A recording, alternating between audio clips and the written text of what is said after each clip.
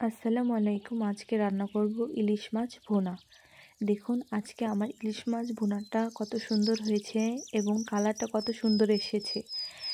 শুরু করা যাক ইলিশ মাছ ভুনা। প্রথমে মাছটা কেটে নেব, ভালোভাবে মাছটা কেটে ধুয়ে নেব পরিষ্কার করে।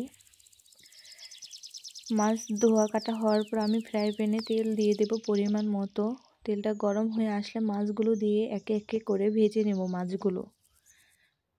মাছগুলো ভালোভাবে ভেজে নেব, হালকা ভাজা দেব, বেশি ভাজবো না। মাছগুলো আমার ভাজা হয়ে গেছে। এখন পরিমাণ মতো পেঁয়াজ কুচি দিয়ে দেব, এটা হালকা ব্রাউন করে ভেজে নেব।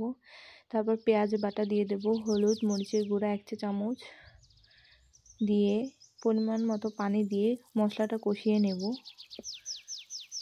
মশলাটা আমার প্রায় কষানো হয়ে গেছে। পরিমাণ মতো পানি দিয়ে দিলাম আর কিছু কাঁচামরিচ দিয়ে দিলাম। যখন বলক চলে আসলো তখন মাছগুলো দিয়ে দেব। আর 10 থেকে 12 মিনিট বা 15 মিনিটের মতো রান্না করে নেব মাছটা। আমার মাছটা রান্না হয়ে গেছে। দেখুন কত সুন্দর, উপর থেকে ধনেপাতা দিয়ে দিয়েছি। দেখুন কত সুন্দর মাছ ভুনা হয়ে গেছে আমার। ইলিশ মাছ ভুনা সহজে যে কেউ ঘরে বসে এটা করতে পারবে। ছেলেরাও এটা যে কোনো সময় করতে পারবে সহজেই। হাতের কাছে যা আছে তা দিয়েই করে ফেলুন।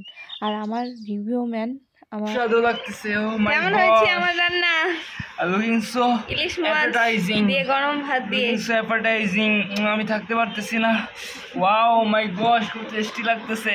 দেখি তো একটু নরম তুলতুলে ফুলকো ফুলকো এই দেখি কস ফুলকো মাছ খেতে কেমন হয়েছে বল, তাড়াতাড়ি বল। ও মাই গড, স্বর্গে চলে এসেছি, স্বর্গে স্বর্গে।